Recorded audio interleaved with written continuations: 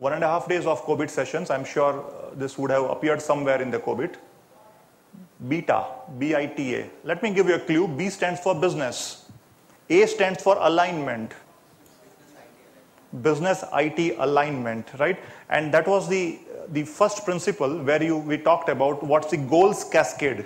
The goals cascade that we explored. Where did the goals cascade start from? What was the starting point? The needs.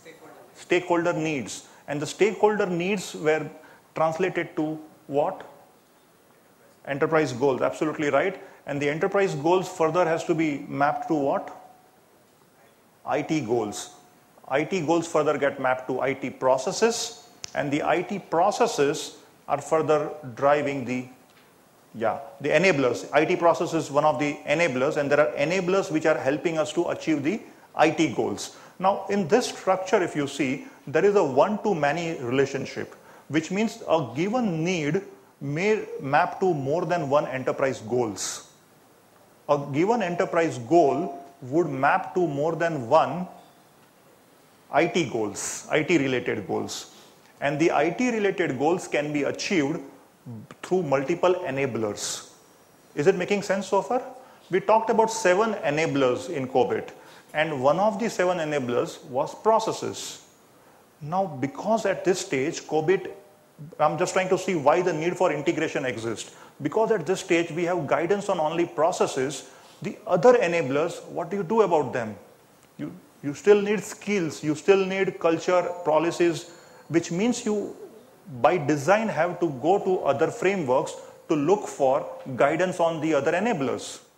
And one of the things which we are going to talk about today is the process enabler and how the process enabler can coexist with the enabling process guide and ITIL. That's what we are going to further deep dive into. So what I've said here is need leads to enterprise goals, lead to IT goal and an IT process. Now there is going to be a little bit of detailing because I thought that it would be fair only if we go to a little bit of detail versus just giving a high level maps of things which yes, no, yes, no. So we would look at yes, no and color maps and those kind of stuff, but I'm going to take the risk of engaging you into some more English by deeping into an example.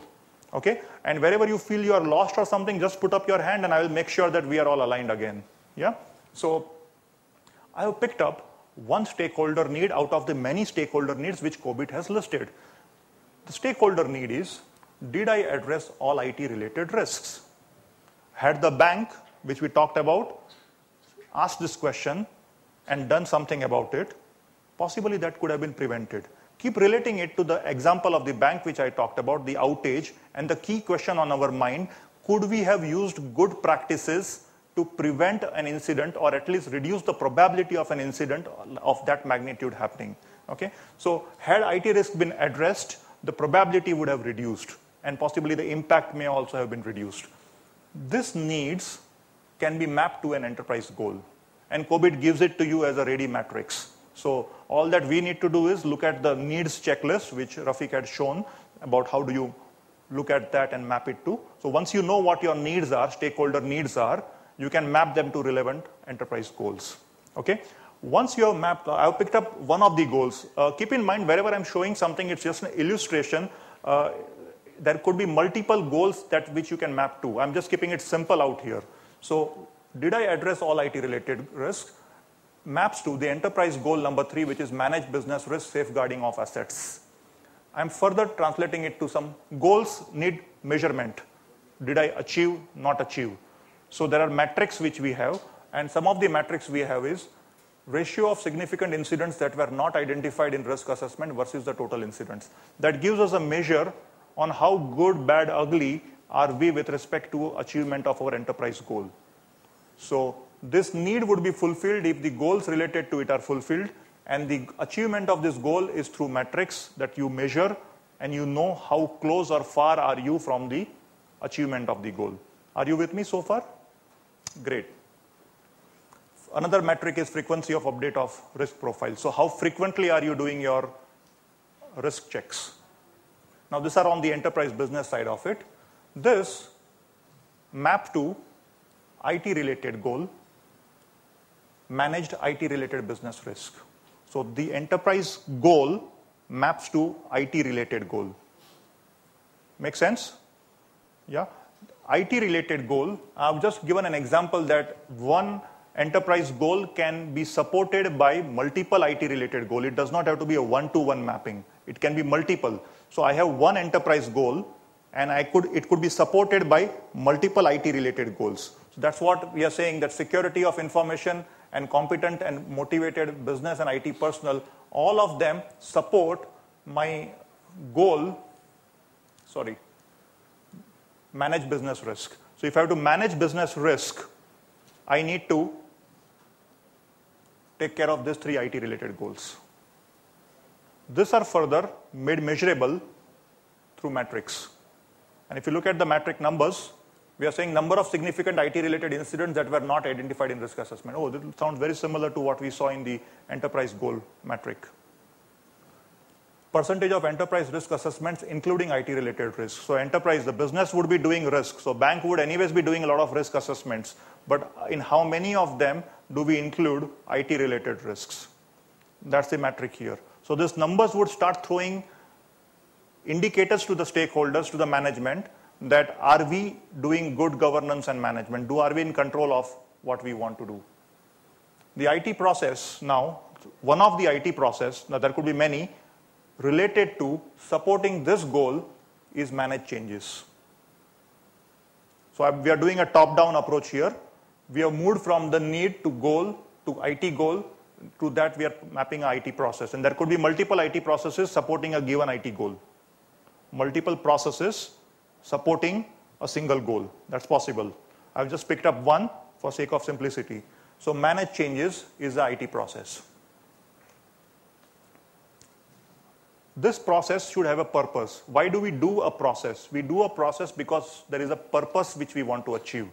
And the purpose for manage changes enable fast and reliable delivery of change to the business. They want things to be fast, quick turnaround time. While we are trying to achieve this better and faster, we don't want to compromise the interests by negatively hurting ourselves in the move. And that's where mitigation, which means reduction of the risk of negatively impacting the stability or integrity of the change environment. And this, if you see, is pretty well fitting into how you can protect the interests of the stakeholder by making sure that your IT change management is working good. Are we so far so good on this? So far, I am still in COBIT. The indicator on the top that you see, it will change. It will change to green the minute I move into ITIL. Still, I have not touched ITIL. I am still so far only on the COBIT guidance. So all of this is readily available in the COBIT guidance. And now, how can from here on, we move into ITIL? Yeah? So the IT process, okay, I'm still in COBIT. This color here indicates that it's still in COBIT. The IT process manage changes also has a goal. Can a process have multiple goals? Yes. The purpose, goal, objective, that's the hierarchy. So the process has a purpose. There could be multiple goals. Each goal needs to be measurable. So we need to have corresponding metrics. And all of this is available in COBIT. And that's what Rafiq was showing in the session which we finished here. The metric for this goal, impact assessments reveal the effect of change on all affected components. Now that's what we want to achieve. If you see, we want to minimize the negative impact. So the goal of this IT process called change management is impact assessments reveal the effect of change on all affected components. That means you know what you are doing and the impact or implication of that. That's what the goal indicates. And how do we measure it? We measure it by saying % of unsuccessful changes due to inadequate impact assessment. So there would be failures. When those failures do happen, you check that was it because of inadequate impact assessment. I guess no one has a doubt that impact assessment has to be done. There could be challenges with respect to how to do impact assessment and how do we make sure that we know whether people are doing it or not. Whether people are doing it or not as an indicator can come out through this metric called as % of unsuccessful changes due to inadequate impact assessment. Okay. It is further supported by management practices, and one of the management practices that I have picked up is related to impact part of it, is determine the impact of doing a change on the operational environment and things which are introducing unacceptable risk. That's a management practice. Practice are still pretty high level. It still does not talk about how to do this. We just have established our goals. We have established our matrix to know whether goals are achieved or not. And we have identified a high level practice which can possibly take us towards the achievement of goal. And this is where COBIT is fantastic. It has achieved its purpose of business IT alignment, starting from the stakeholder need, translating it to and bringing it to our world, which is the IT world. Now, once we are into this world, we have a pretty much comfort of how to drive because we know this world of IT. And that's where now before I go into it, COBIT also talks about the RACI chart, which is at a very, very macro level, talks about who's responsible, accountable, consulted, or informed, and has some predefined roles which have been picked up for a given management practice. What it does not give us at this point is a definition of roles and responsibilities. That's it, but it does tell us that who should be accountable for what management practice. And this is where now we transit into moving into ITIL. Okay? So here comes the color has changed. I have identified IT process. Now I'm into my familiar world of IT. And now I know how to drive forward. And now I'm getting into ITIL. So IT process needs a scope. Every process should have a scope. Scope is a boundary line which says what is going to be within us and what is not within us. Very, very relevant because change management, or for that matter any process, could be having implications on things which are outside our control. We cannot really fix things which are outside our control. So we need to draw a boundary line. So our expectations and the stakeholder expectations are made as to what is within our scope. Now, the scope here for managed changes, and this is what I picked up from ITIL, says that addition, modification, removal of anything. It uses a pretty broad term, anything. Yeah, it uses a technical term, configuration item, but I articulate anything that could have an effect on IT services. Now, how broad a canvas does it make? Anything. Pretty broad. Yeah, should it include skills of people? If I'm changing skills of people? Yeah, it should. If I'm changing and moving services, if my temperature in the data center changes or humidity changes, will it impact my service? That's the scope of my change management. You want to touch anything in the production. The golden rule which ITIL says philosophically, you want to touch anything in the production, you need a change request. Only then you can achieve the control perspective which we want to achieve here. Now the scope is defined. Now the question is, if you're going to spend so much money on change management, what's the benefit? What's the business value of doing change management? Because finally someone has to fund this implementation, and the value here is you can protect the business and other services while making required changes. Now, all of this, what I've picked up is verbatim from ITIL guidance. This is not my creation. I've just picked up some samples to illustrate here of how this integration can happen, starting from need to moving to the detailing of a process, which requires a scope, which requires a business case to be created for the process. Now, COBIT does not give you a business case for individual processes. You have to but make a business case of why you want to establish a process within your setup. And ITIL gives you a business case at a good level of detail on how to do a business case for each of the process that you want to roll out within your setup. So these are the benefits of why an IT change management should be rolled out. Oh, surprise item, better alignment with ISO 2038500 and COBIT, a stated thing within ITIL, which means it was designed keeping in mind that you have to align and leverage other frameworks. You don't have to compete with them. Yeah. Policies, do we need policies? Does COBIT say that policy is required? At some point, no. The enablers is one of the enablers required as policy, principles, frameworks. So process requires policy so that we have some broad understanding of what the rules are. And within those rules, the activities would be carried out for a process. Now, one of the policy statements could be, as an example, that pressure will be applied to reduce timescales and meet deadlines, to cut budgets and operating costs, and to compromise testing. This must not be done without due diligence to governance and risk. Now, this is something which ITIL gives us a guidance that this is something which you would have, and the policy of our workplace is that this should not be done. Now, this ensures that it gives a good amount of education to people at a broad level that what is doable and what is not doable, so that no one comes around and says, hey, I didn't know this. The policy is supposed to make sure that the rules are set for right. Yeah. Further, at this point, we would want to get into more details. If I have to run a process, I have to build a process, I have to design a process, I need more guidance. And COBIT, the ITIL provides you with this essential guidance in terms of how to do change requests, what are the different models and workflows for change requests. All change requests are not the same. How do I make different buckets? Big change, small change, medium change. How do I design a workflow for each one of these changes? ITIL gives you good level of guidance in terms of flowcharts, in terms of models, in terms of some concepts, so that people who are practitioners can educate themselves on why are we doing something and what is to be done and how it is to be done. So the what, why, how, all of this get answered by the detailed guidance in ITIL. And ITIL, for those of you who would have seen, are pretty thick books, which means they are pretty chatty in terms of there's a lot of English, which while you read, it gives you more clarity. Whereas COBIT as a purpose is very crisp.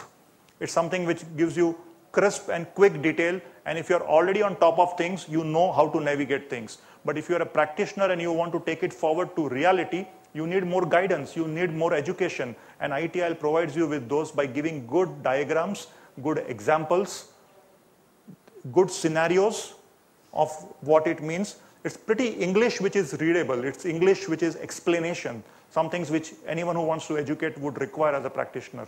So all of this is available, including saying that there needs to be a remediation planning, which means every change requires, what is remediation planning?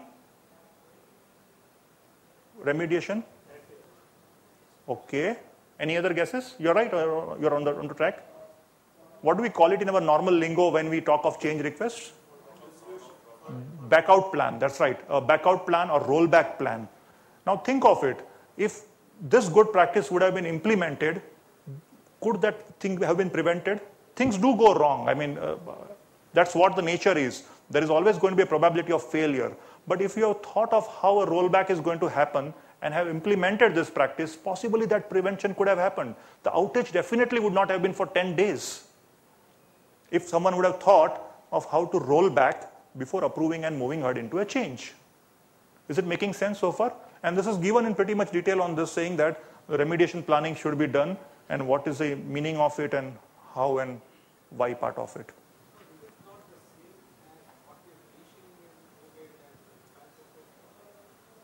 Yes. So impact assessment would tell you that the impact is going to be high, medium, low, and in what areas. But ITIL would further tell you how to do impact assessment. If you look at COBIT, COBIT does not tell you how to do impact assessment. ITIL gives you a 7R model which says what are the 7 questions to be asked with respect to a change ticket. So that people, when they fill up that impact column within the request ticket, would be more educated on how to do impact assessment. It gives a broad guidance on. Remediations can be as simple. A person coming down the stairs. Now, if he has to do, he will fall down if he is not in balance. Now, he can do in 10 different ways. Mm-hmm. So, I think this question is also being answered very well in the COBIT. Okay. And it seems COBIT is a very expansive framework. Okay. As it come out much beyond, because it is now integrating all the 4 frameworks, and COBIT 5 is more expansive. Sure. So where I'm coming that, ITIL has been in usage since ages, but COBIT has been evolving also since quite a time, and the present framework, it is integrating all other frameworks which are being used in an organization, and they were being used in silos. So it's a very good integration framework. That's right. So that is the premise. It should be, premise should be talking in that. Yeah, very true, very true. I mean that fully agree with you that it's an integration framework. It will talk at a what level, but the how part of it is something which would be expected to be through other frameworks. So most of the activities beyond management practices in COBIT are also one-liners, which may not be good enough for a practitioner to take the idea forward. Would that be, yeah? Not all changes we have. Sure, agreed. Some changes to go into. If there is issue, you have to take care of it. There is no rollback. Absolutely. But would you want to put a rule in place that which changes must have and which may not have? Yes. So ITL gives you that guidance of saying make those buckets and at least be aware that when you're saying there is no rollback for a particular change, you are aware of the risk involved and someone is okay with it. So before that, the key challenge which I as a practitioner have seen is people have a question how to do impact analysis. And that's where most of the columns on impact analysis leave it as high, medium, low, or some kind of 2-3 lines of English and then it's done. Versus if you have a model which says the 7 questions to be asked, technical, business, financial, 3 different categories to be filled up. Possibly we are going to be more educated on the impact part of IT risk or IT change on the business side of the risk. And then if someone says, okay, it's going to impact 13 million customers potentially, and I'm okay with going ahead without a remediation plan, so be it. But it's a decision someone is taking versus not being aware that this could have a surprise called 13 million customers being impacted. That's what happened. I mean, I'm making a guess. Of course, I mean, as I said, it's all speculation. But I would, if I was in that shoes, I would say that, would I ever dream of doing something without a rollback plan if I would know that there is a potential business impact on the bank's 13 million customers not having access for 10 days? No, that is what you rightly mentioned in the beginning about the COBIT, integrating the enterprise goals with the IT goals and the processes. Now this is something very, if you go in the annexure B, C and D, it is very well tabulated in a very simpler form. So it is not the volume of the things which is should be of concern, but how precisely and how simplified you bring it out, and that is what COBIT 5 has done justice on it.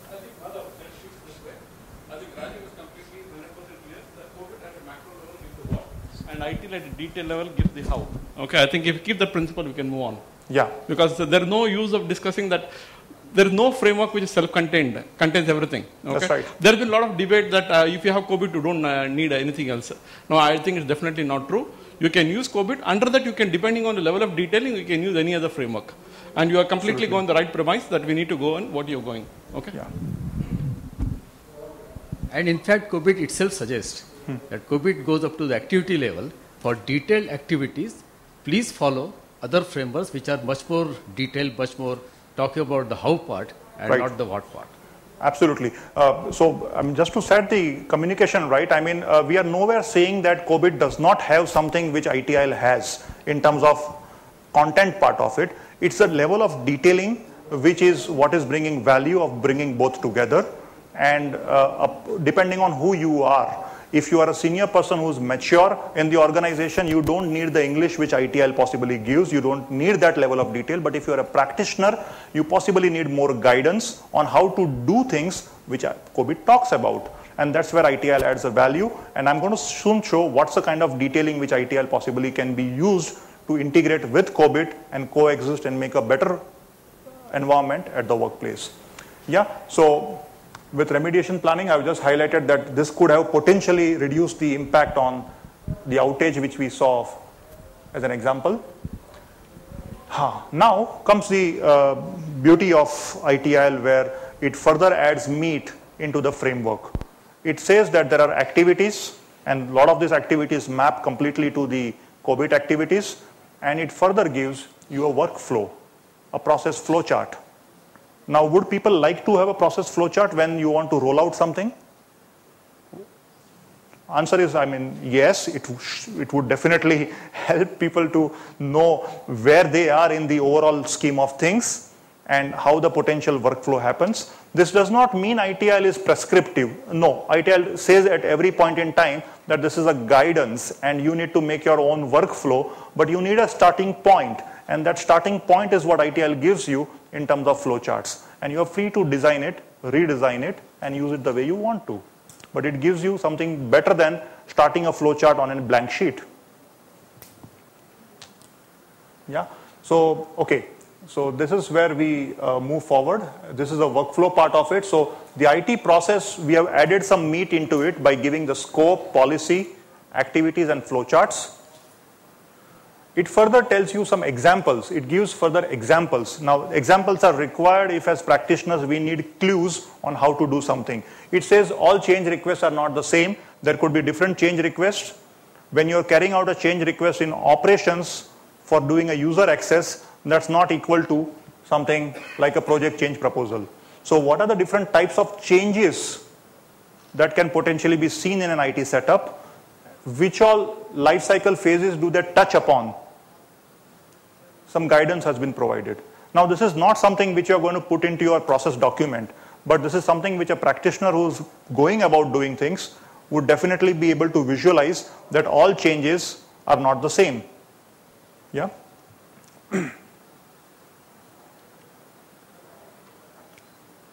Yeah, so type of change can map to the life cycle phases of things. Yeah.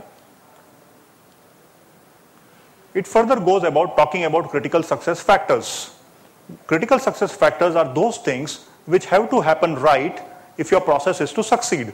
Now we are not talking at a goal level, but we are talking at a process level. And once we enter into ITIL, the critical success factor here talk about if this process has to succeed,